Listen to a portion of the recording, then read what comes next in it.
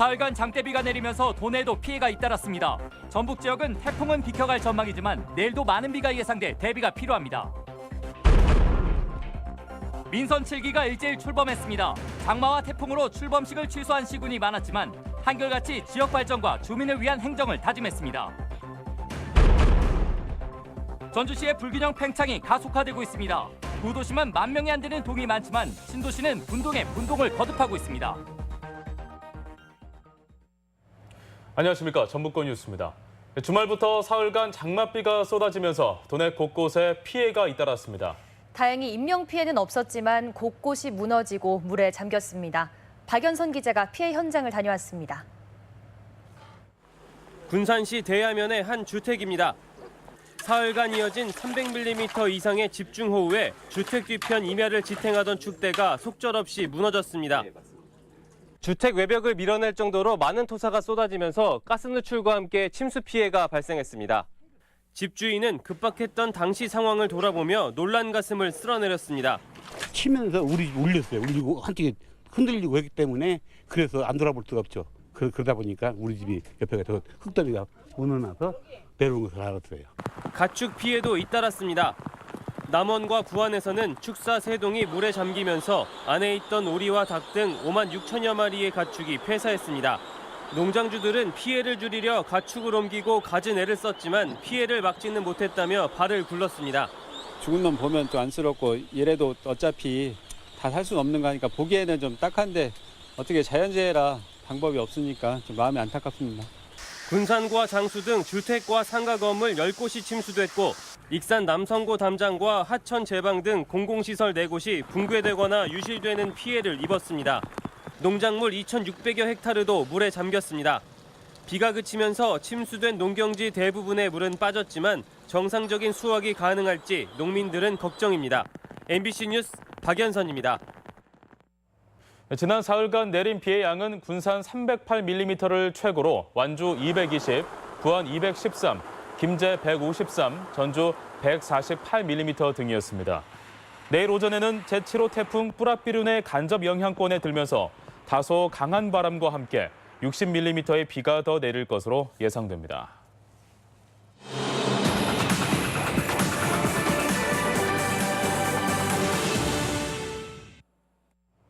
오늘 민선 7기가 공식 출범했습니다. 태풍의 영향으로 상당수 단체장들은 취임식 대신 기상과 재해 대비 상황을 점검하며 분주한 하루를 보냈습니다. 보도에 강동엽 기자입니다. 재선에 성공한 송하진 도지사의 도청 첫 업무는 종합상황실에서 시작됐습니다. 한반도를 향해 북상하며 많은 피해를 입히고 있는 태풍 뿌라삐룬으로 취임식을 재난안전대책회의로 전환한 겁니다. 가옥 농경지 침수 등의 피해와 복구 상황을 파악하는 한편 잦은 비로 낙석 위험이 높은 지방도 급경사지를 살폈습니다. 주민들의 생활이 역시 가장 중요합니다.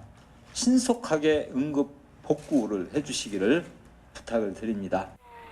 김승환 교육감도 아이들을 챙기며 현장 행보를 벌였습니다. 빗길 학생 안전을 위해 통학버스에 탑승해 승하차와 안전띠 착용을 도왔습니다. 또 지난해 정부 조사에서 실내 라돈 수치가 기준치를 초과한 초등학교를 찾아 라돈 저감 노력을 주문했습니다. 이게 발생 진원지 자체가 토양, 암석 이런 거잖아요. 그래서 평소에도 그 통풍을 자주 시켜주는 게 좋고. 김승수 전주시장도 절개지를 찾는 등 도내 대부분 시군은 행사를 생략하고 재해 대비 상황을 점검했습니다. 취임식을 가진 무주와 장수 등 일부 시군도 실시간 기상정보에 촉각을 곤두세우며 임기 첫날을 보냈습니다. 앞다퉈 현장으로 달려가 첫 업무를 시작한 도내 단체장들이 임기 마지막 날까지 초심을 유지할 수 있을지 주목됩니다. MBC 뉴스 강동엽입니다. 새롭게 출발하는 민선 7기, 전라북도는 야당에서 여당으로 지역의 정치적인 위상부터가 달라졌습니다. 지역 경제 회생과 지역 발전의 책임이 훨씬 더 커진 것입니다. 김한권 기자입니다.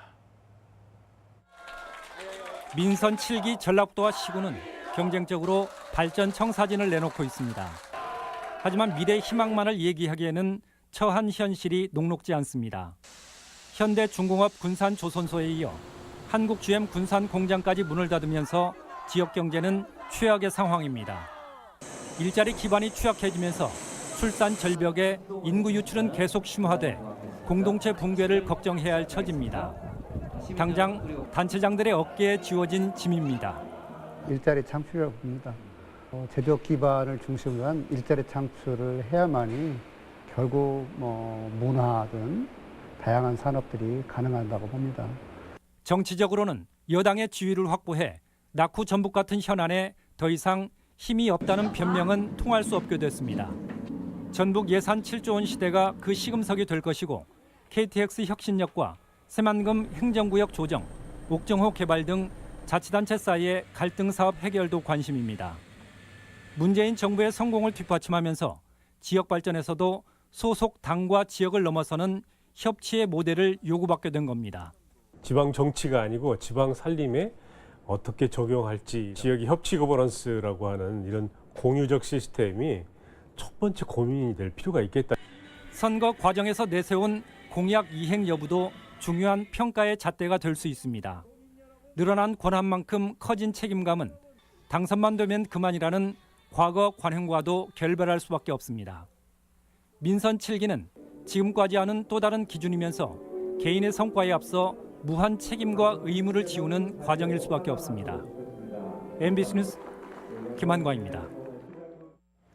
전라북도의회는 오늘 임시회를 열어 전반기 의장단으로 의장의 송성환 의원, 부의장의 한완수 의원과 송지용 의원을 선출했습니다. 전반기 의장단의 임기는 2년으로 개원식과 함께 제11대 도의회 출범을 공식화했으며 내일은 상임위원장 등 의회 원구성이 예정돼 있습니다. 전주시의 불균형 팽창이 계속되고 있습니다. 구도심은 갈수록 쪼그라들고 있는 반면 외곽 신도시에서는 인구가 너무 많아 하나의 동을 둘로 쪼개는 상황이 반복되고 있습니다. 이경희 기자가 보도합니다. 전주 비전대 인근에 새로 자리 잡은 효자사동 주민센터. 7만 명이 넘는 주민들이 한 주민센터를 이용했는데 분동이 되면서 민원 처리가 훨씬 손쉬워졌습니다. 이동교에서 전주대 신정문까지 이어지는 서원로를 기준으로 효천지구 쪽이 효자사동, 전북 도청 쪽이 효자5동으로 나뉘면서 주민센터도 두 곳에서 운영됩니다. 인원이 많다 보니까 대기 순서도 많았는데 여기는 주차도 쉽고 접근소 편리하고 해서 분동은 됐지만 관공서와 이정기관이 몰린 서부 신시가지와 신설된 혁신동 등 신도심의 인구 밀집은 더욱 심해지고 있습니다. 구도심과 신도심의 인구 편차는 계속 커져 효자5동은 분동을 하고도 인구가 가장 적은 풍남동보다 8배나 인구가 많습니다. 중앙동, 완산동, 팔복동 등 구도심 8개 동은 통폐합 기준인 10,000명에도 못 미칩니다. 거기에 효천지구와 대안방직 등 신도심의 추가 개발 가능성이 충분해 전주시의 불균형 팽창은 갈수록 심해질 것으로 보입니다. 종합경기장을 중심으로 한 덕진권역 뮤지엄밸리라고 해서 법원감찰청 재생까지 같이 연계된 사업, 전주역 앞에 천마중길과 연계한 전주 역세권 개발을 통한 역세권 개발, 이런 개발 계획을 통해서 전주시는 매번 구도심 개발 계획을 내놓고 있지만 인구는 외곽으로 신도심으로 몰리고 있는 상황을 막지는 못하고 있습니다. MBC 뉴스 이경입니다. 자율주행 대형 트럭의 도로 주행이 가능해져 도내 자율주행 상용차 산업이 탄력을 받을 전망입니다.